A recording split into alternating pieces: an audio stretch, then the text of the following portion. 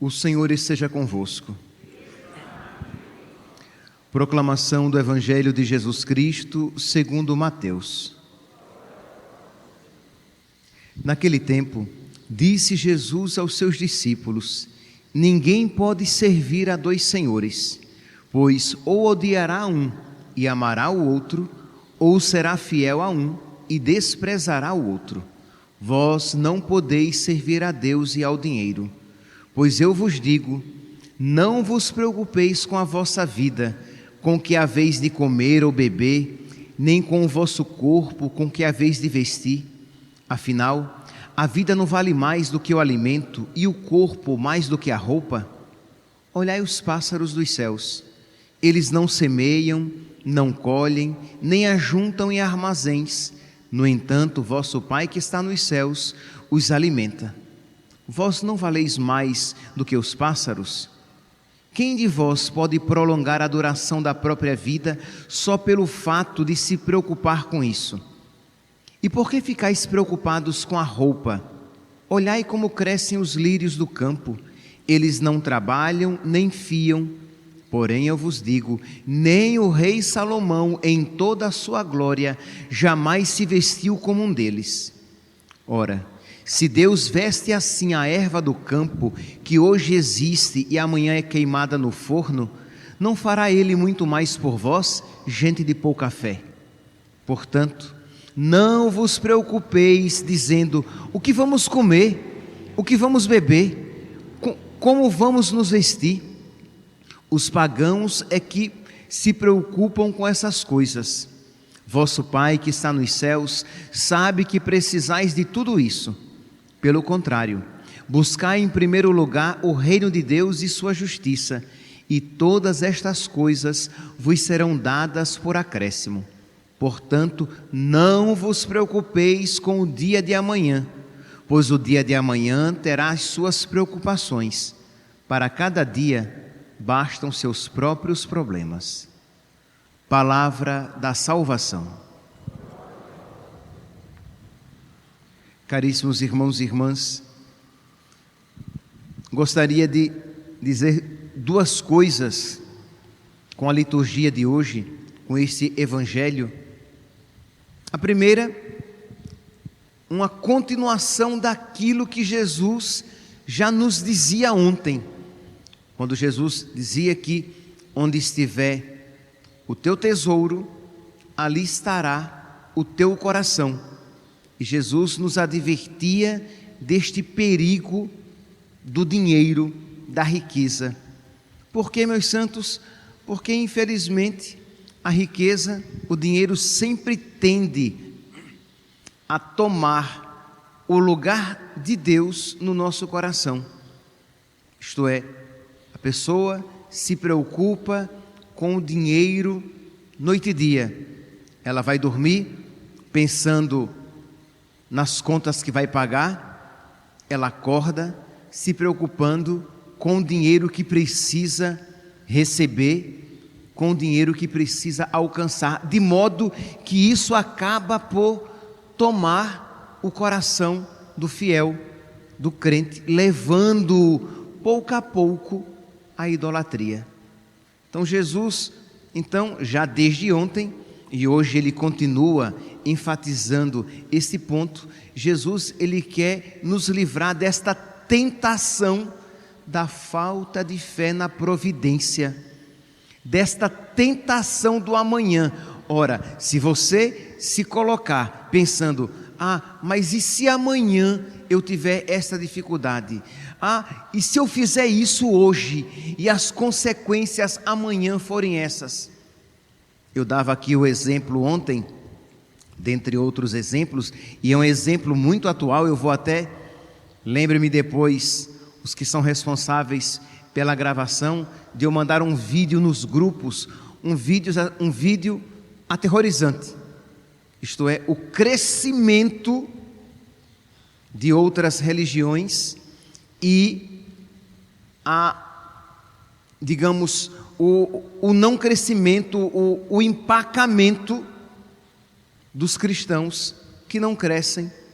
Por exemplo, daqui a 10 anos, se não até menos, a Europa já não será mais a Europa cristã católica que nós conhecemos.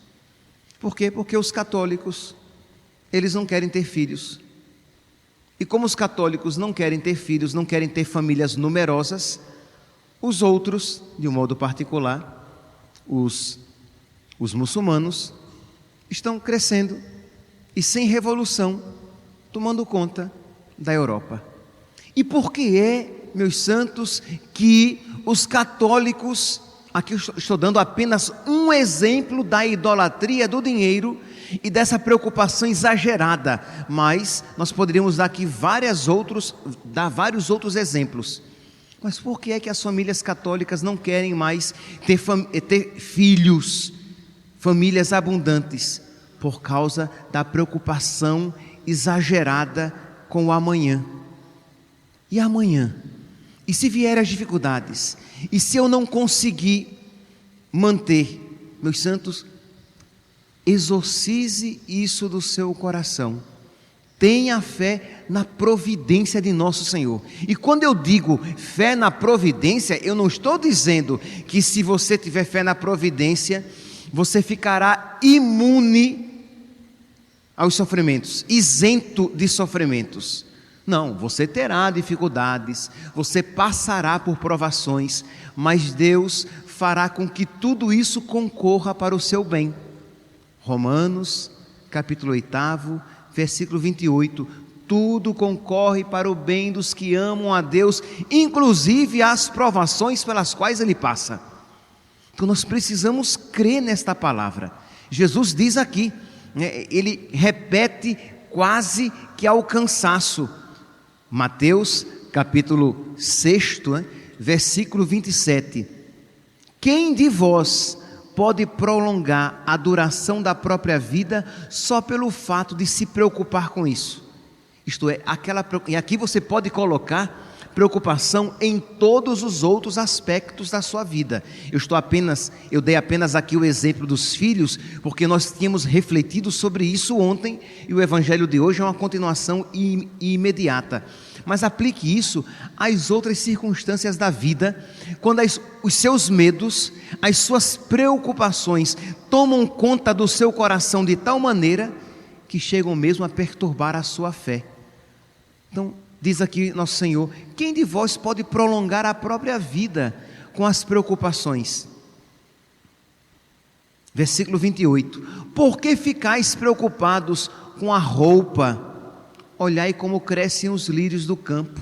Deus cuida dos lírios do campo, Deus cuidará de você também. Pode ser, e provavelmente assim será, pode ser que você não tenha aquelas roupas que você gostaria de ter. Pode ser que a sua vida não seja aquela vida que você sonhou, mas se você se colocar na providência de Deus, Deus lhe reservará uma vida que concorra para a sua salvação aqui na terra e a vida eterna no céu.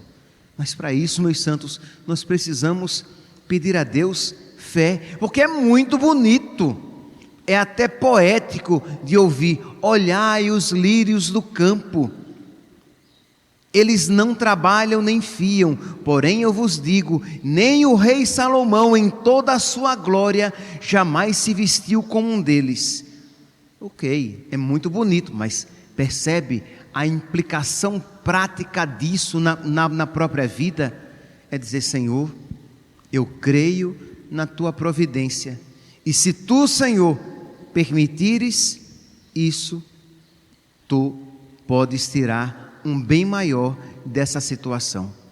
Então aqui essa confiança, é claro, meus santos, que o cristão católico não será um irresponsável, isto é, que ele nunca pensará no dia de amanhã, de modo que nem sequer um plano de saúde ele vai fazer, nem sequer, se ele tiver condições, guardar um dinheirinho ele guardará, porque não, Deus cuida do meu amanhã. Não é isso que eu estou dizendo. É claro que um mínimo de previdência, de você prever algo, de cuidado, nós temos e devemos ter, Deus nos deu inteligência para isso. Mas você percebe que uma coisa é um mínimo de preocupação, de uma preocupação necessária para que eu me organize, para que organize a minha vida, para que eu organize a minha vida financeira, para que eu organize a minha vida, física, isto é, eu cuido da minha saúde, eu cuido do futuro dos meus filhos, ok. Mas outra coisa é quando isso toma conta do seu coração de tal maneira que lhe tira a paz.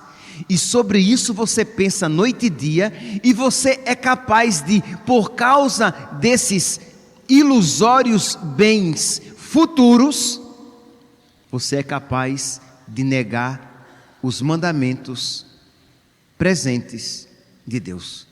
Isto é, você acaba caindo na idolatria e na desobediência a Deus, porque você quer se precaver, você quer estar seguro de que a sua vida neste mundo será isenta de sofrimento. E você não está seguro de que nesta vida você estará isento de sofrimento. Mas se você tiver fé, e se você procurar amar a Deus, você estará seguro de que tudo concorrerá para a sua salvação. E é isso nisso que nós precisamos crer. Então Jesus vai e continua, e como que nos chacoalha, né? Ele dá uma balançada na gente. Ouça aqui o versículo 30. Ora, referindo-se ainda aos lírios, se Deus veste assim a erva do campo, que hoje existe e amanhã é queimada no forno, isto é, se Deus cuida dessa maneira, até essa erva que não vale muita coisa, não fará Ele muito mais por vós, gente de pouca fé? Isto é, por que você não crê no meu amor? Olhemos para nosso Senhor Jesus Cristo na cruz e digamos: Ele é fiel, Ele prometeu que estaria comigo, Ele prometeu, Ele é providente, divina providência, providenciai. Mas repito, dizer divina providência, providenciai, dizer que tudo concorre para o bem dos que amam a Deus, dizer que Deus cuida de nós, não significa dizer de que Deus nos livrará de todo sofrimento. Isso não é cristão. A cruz faz parte da nossa vida, mas Deus misericordiosamente não deixará que a cruz nos esmague. Deus misericordiosamente não permitirá que o sofrimento nos desespere, mas Ele poderosamente fará com que da cruz nasça a vida e do sofrimento alegria. Tudo concorre para o bem dos que amam a Deus. Este é o primeiro aspecto, meus santos, que eu gostaria de enfatizar na missa de hoje e sobre o qual nós precisamos rezar. Nós que estamos aqui, vocês que acompanham pelas redes sociais, pedir a Deus para crescer nesta fé, na providência de Deus. E eu espero que vocês que acompanham pelas redes sociais, as famílias que nos seguem aqui pelas redes sociais, que vocês joguem no lixo, que vocês exorcizem, que vocês lancem para longe, para muito longe, toda a ideia de anticoncepcionais. Por que é que vocês acham? E eu digo isso porque isso infelizmente é muito comum em famílias que se dizem católicas.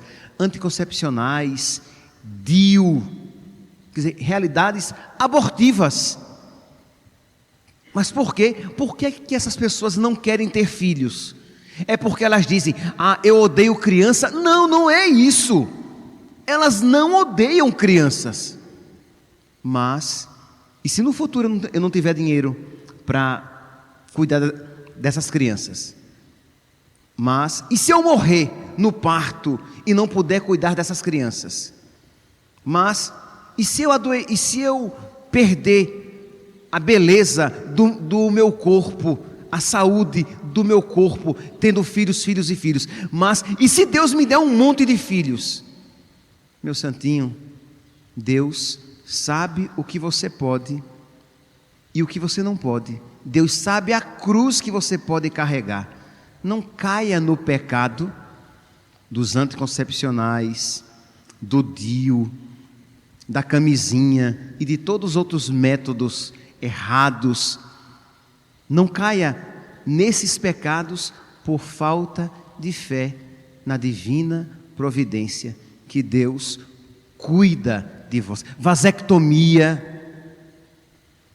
um outro pecado, vasectomia. Não caia nesse pecado. Creia que Deus cuida de nós. Pois bem, é o primeiro ponto. O segundo ponto é aqui no versículo 24, quando Jesus diz: ninguém pode servir a dois senhores, pois ou odiará um e amará o outro, ou será fiel a um e desprezará a outro. Eu sei que o contexto aqui do evangelho de hoje é de servir a Deus e ao dinheiro, não poder servir a Deus e ao dinheiro, mas vocês sabem muito bem que essa afirmação, ela pode ser aplicada muito mais amplamente. Isto é, nós não podemos servir a dois senhores, nós não podemos querer conciliar o inconciliável, e existe esta tentação terrível no povo católico, de querer conciliar, de querer que haja comunhão entre realidades que não podem comungar, que não podem fazer comunhão.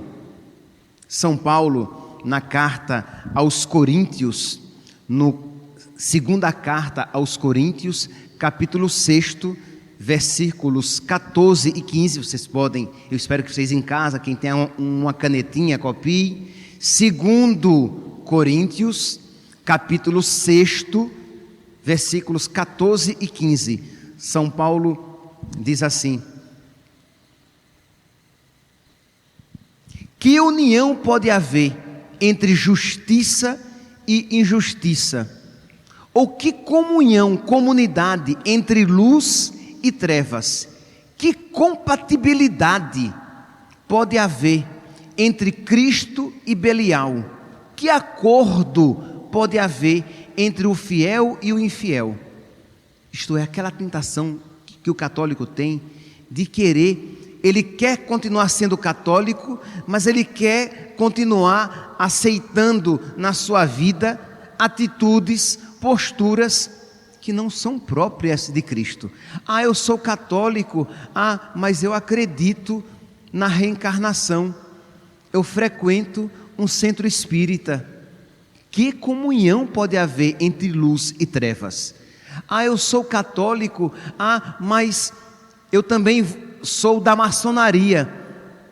É incompatível, um católico não pode ser maçom. Que compatibilidade pode haver entre luz e trevas, entre bem e mal?